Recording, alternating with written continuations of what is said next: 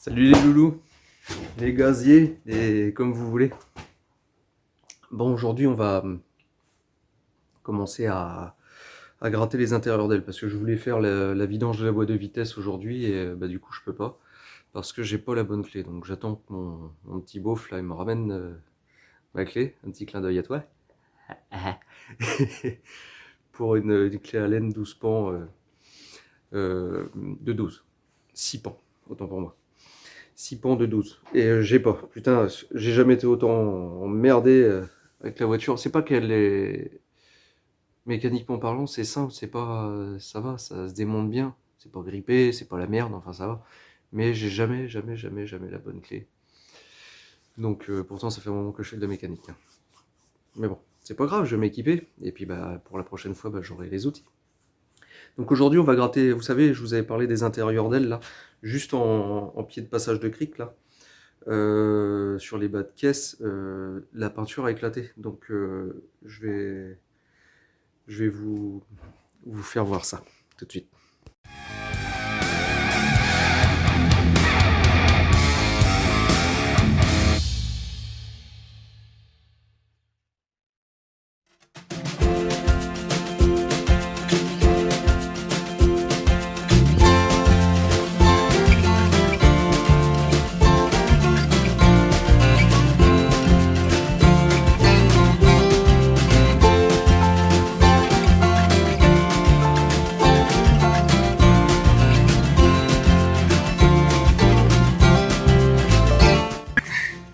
Vous avez vu? Donc j'avais tout poncé pour arriver à rattraper les endroits où la peinture avait éclaté, du coup ça rouillait.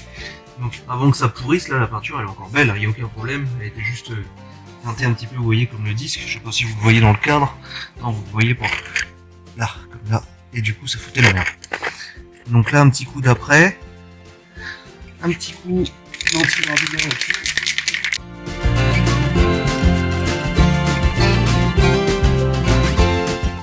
Donc on dépolit, enfin dépolit, aussi on peut dire dépolir. On met un coup de 800 à l'eau sur l'après et puis un petit coup sur le Blackson, histoire que la peinture elle adhère dessus. Allez, c'est parti.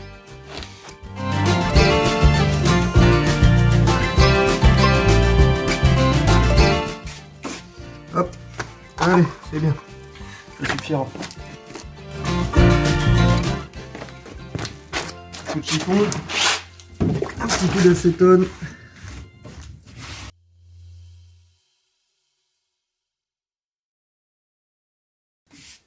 Voilà. Donc là on va pouvoir remasquer comme il faut et puis repasser un petit peu de peinture. Donc là on va faire peinture et vernis. Je vais mettre 2 voire 3 couches de peinture et avoir un petit truc bien propre. Là vous voyez je suis parti, je suis remonté un petit peu plus haut pour mordre dessus.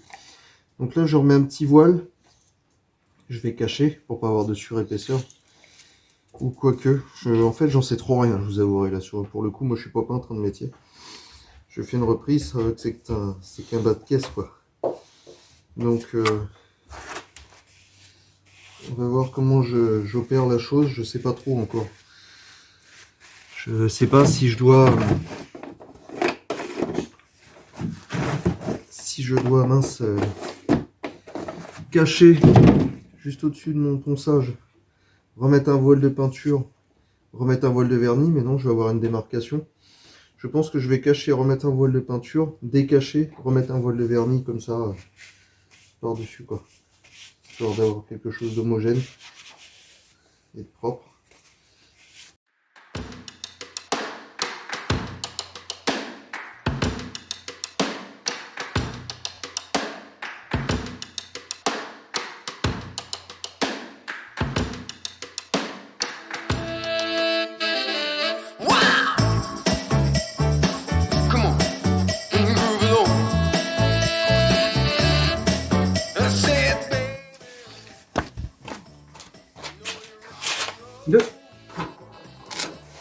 Deuxième couche les copains.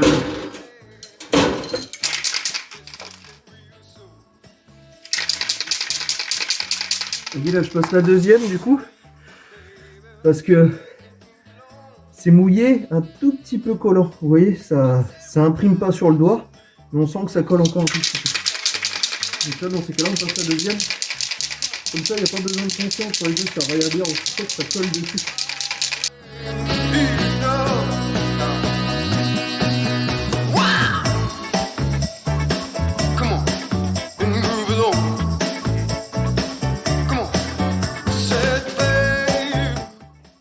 Donc là on laisse comme ça, on va laisser tirer comme tout à l'heure, pareil.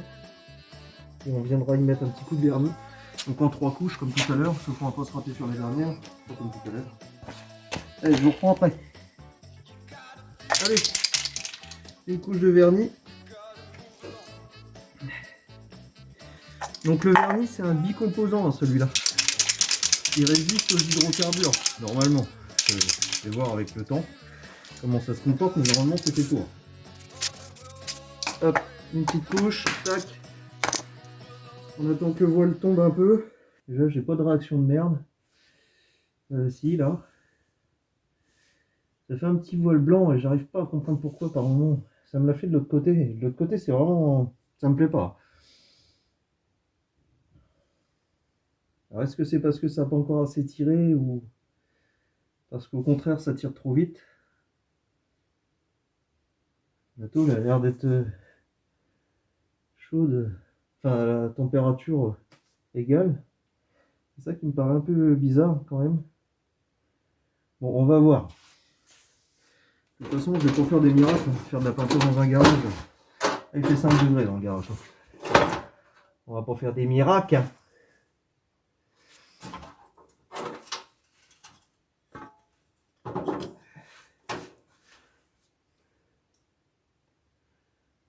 Tout ce que je veux, c'est que ça fasse un peu plus propre que ce que c'était, parce que c'était vraiment dégueulasse.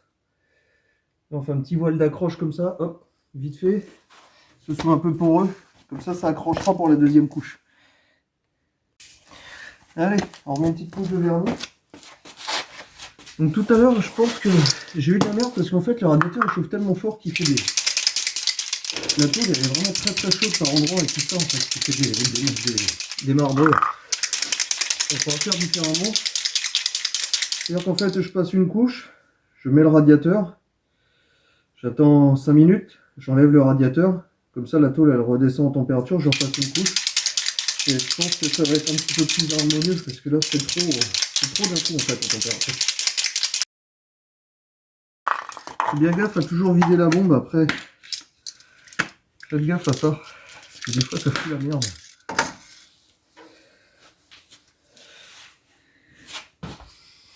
C'est hallucinant ce qui veut tomber au sol de la peinture là, de tout à l'heure. Ça...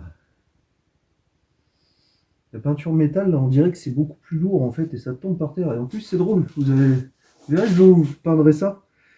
Le métallisé comme ça, en fait, quand on passe la première couche, tant que c'est pas sec, les petites particules de métal, elles crépitent. On les voit bouger. Comme ça, elles travaillent dans tous les sens. C'est impressionnant. Radia. Ni Jean chaud, fait de bébé. J'ai mis une petite pente, en fait, c'est juste pour que l'air elle circule dans le radiateur. Rien à voir avec la peinture. Que ça arrive à rentrer là, puis que ça ressort, parce que sinon, il va se faire des cheveux blancs, tout ce machin. Le matin.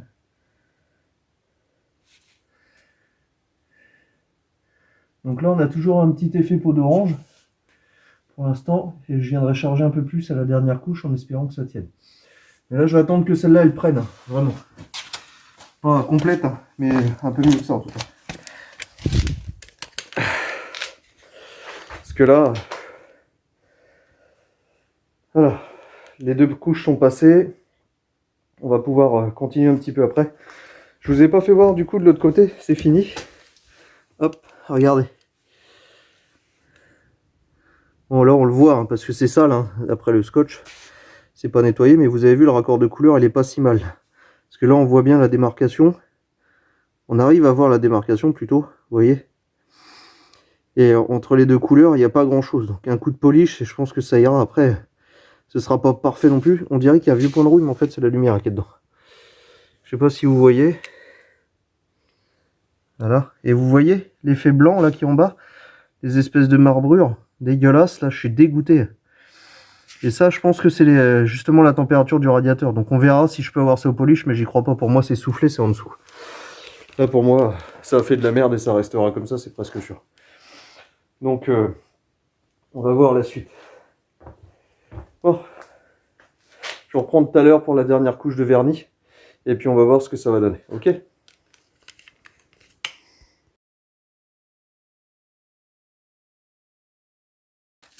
Tu peux venir voir et puis me dire ce que tu en penses.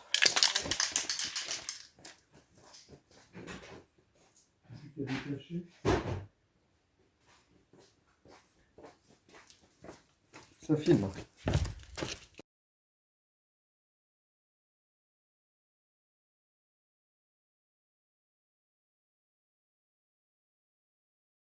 Non.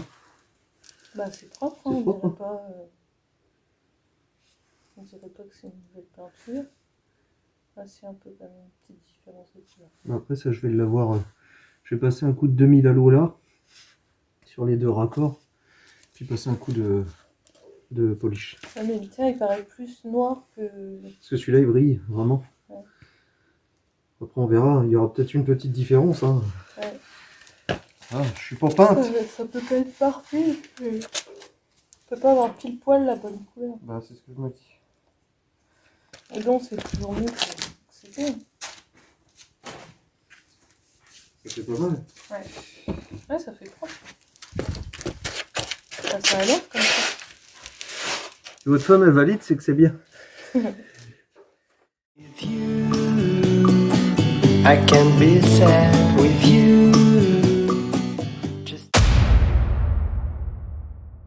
On va attaquer le polissage des feux avant. Des phares, mais c'est pas des phares, des feux avant en fait sur la Punto. Donc ils sont devenus un petit peu opaques, ils commencent surtout à jaunir. Et donc on va remettre ça au propre. Donc je teste en même temps que vous, j'en ai jamais fait. C'est la première fois.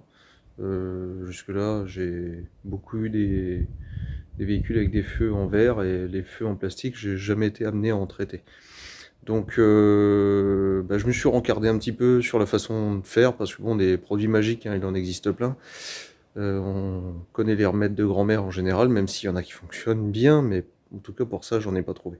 Donc moi, ce sera 1000 à l'eau, 3000 à l'eau, et puis un coup de pâte à polir. Alors pour un produit avec qui j'ai passé aucun partenariat, enfin j'ai aucun partenariat avec ce fournisseur-là, mais je sais que ce sont de très très très bons produits. J'ai jamais été déçu avec cette marque, qui est donc Restom.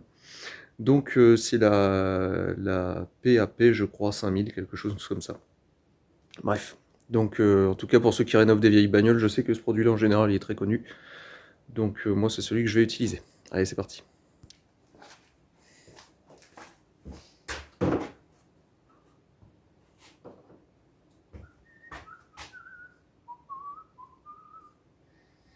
Donc on va déjà commencer par protéger la carrosserie.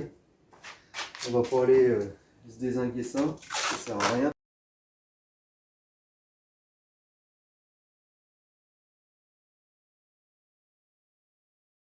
On va commencer par du 800.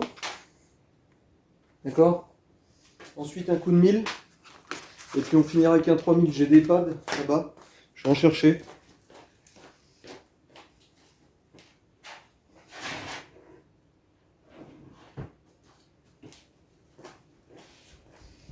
Et on va bien voir ce que ça va donner. Je vais faire attaquer avec du 800 tout de suite parce que pour moi du 1000 je vais y passer 10 ans. Parce qu'on voit quand même qu'il est bien bouffé par endroits. Et le plastique il a commencé à s'écailler un petit peu en fait. Ça fait comme, comme un genre d'écaille. Et ça fait pas terrible. Donc je vais faire un feu puis après l'autre, comme ça vous verrez exactement la différence que ça donne. Au moins, il y aura matière à discuter. Et puis, voilà, vous verrez ce que vous en pensez, tout simplement.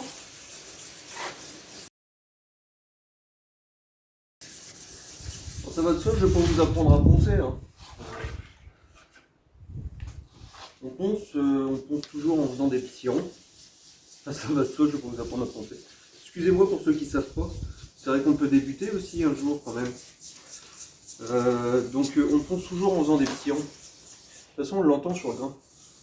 Là quand on ponce sur les parties qui étaient vraiment nickel, on entend en fait le papier fait presque pas de bruit. Et quand on arrive sur les parties plus abîmées, on l'entend là, il mord vraiment. Et en fait, c'est comme ça qu'on s'aperçoit s'il y a encore besoin de poncer ou pas. Quand ça fait le même bruit partout, c'est que normalement on n'est pas loin de la vérité.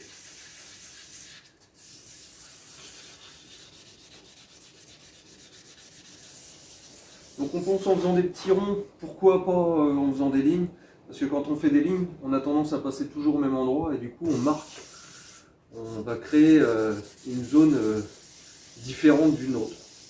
Et du coup après ça se voit forcément. Donc sur les contours, il n'y a pas de secret, hein, on va pas pouvoir faire des miracles non plus. On est bien obligé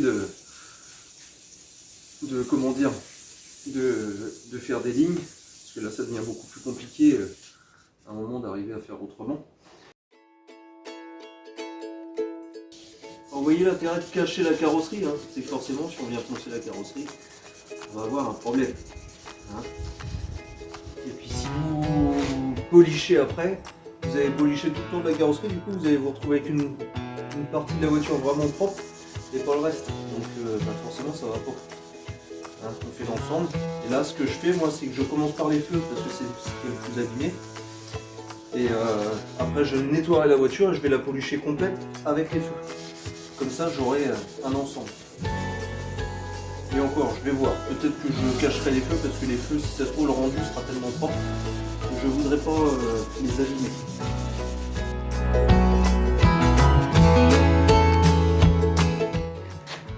Donc là, comme vous pouvez le voir, on voit bien que j'ai rendu opaque la chose, mais on voit bien sur le dessus, je ne sais pas si vous le voyez.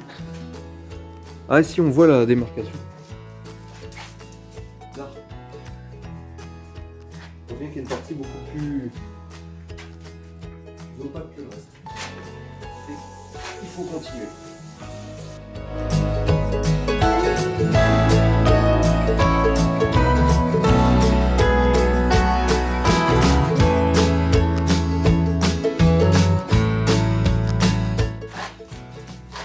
Ouais, c'est bon ça.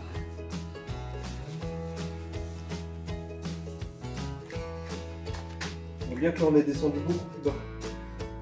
Donc il faut vraiment que j'arrive à faire la totalité, comme ça en opaque. On voit plus la différence.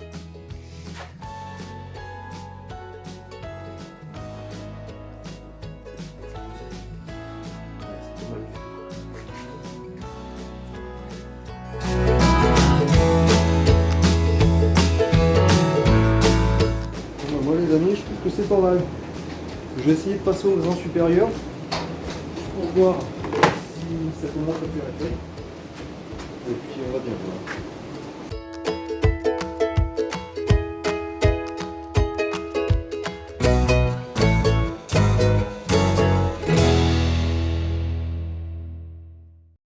Voilà. Là il est propre. Là on est d'accord, on voit bien qu'il est opaque partout, vous voyez, avec la lumière. On voit bien une opacité complète. Regardez la différence entre celui-là et avant. Vous voyez? On en a un qui est blanc opaque et l'autre qui est jaune translucide. Alors jaune pourquoi? Parce que en fait, tout simplement parce que le soleil a jauni le plastique. La lune aussi, en partie.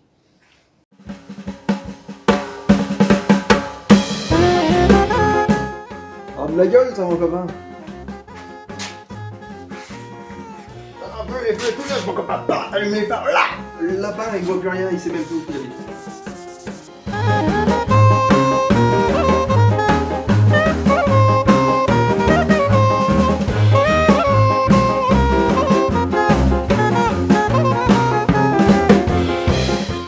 Pas mal.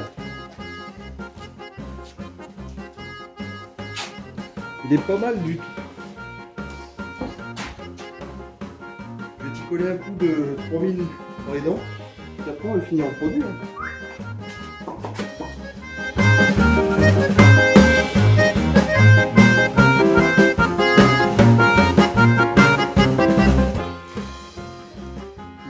que c'est pas mal. Il n'y a plus qu'à y mettre un coup de produit. On va pas tapolir là, et je pense que ça va être bon.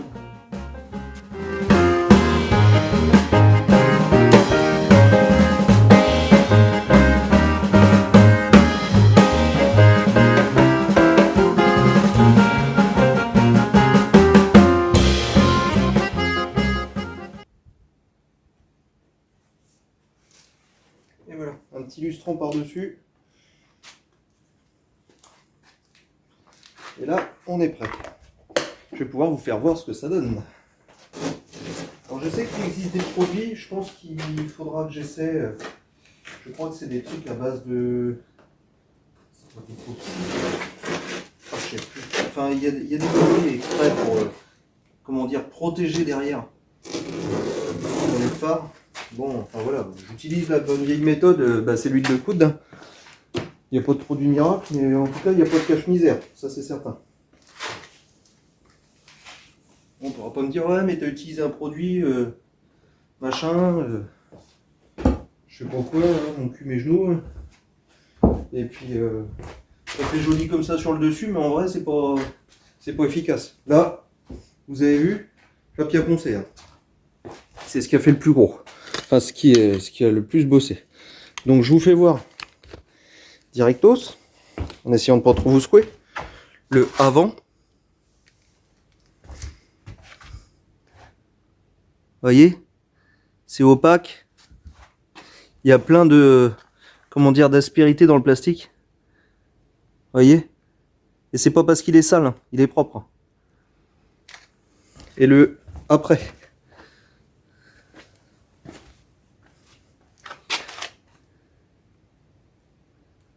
Voyez, on voit, je vous vois, je vous tutoie, enfin je me décide à un moment. Donc tu vois, c'est propre. On voit des petites traces de, comment dire, de frottage, hein, bien sûr. Tu vois, ça fait des petits ronds dans la lumière. Donc ça, c'est mon ponçage. Hein. Moi, je suis pas une machine de guerre non plus. Hein. Mais voilà, on peut dire que le feu, il est propre, quoi. On regarde d'un côté et de l'autre, je crois qu'il n'y a pas photo, quand même. Ok? Allez, bisous, ma poule.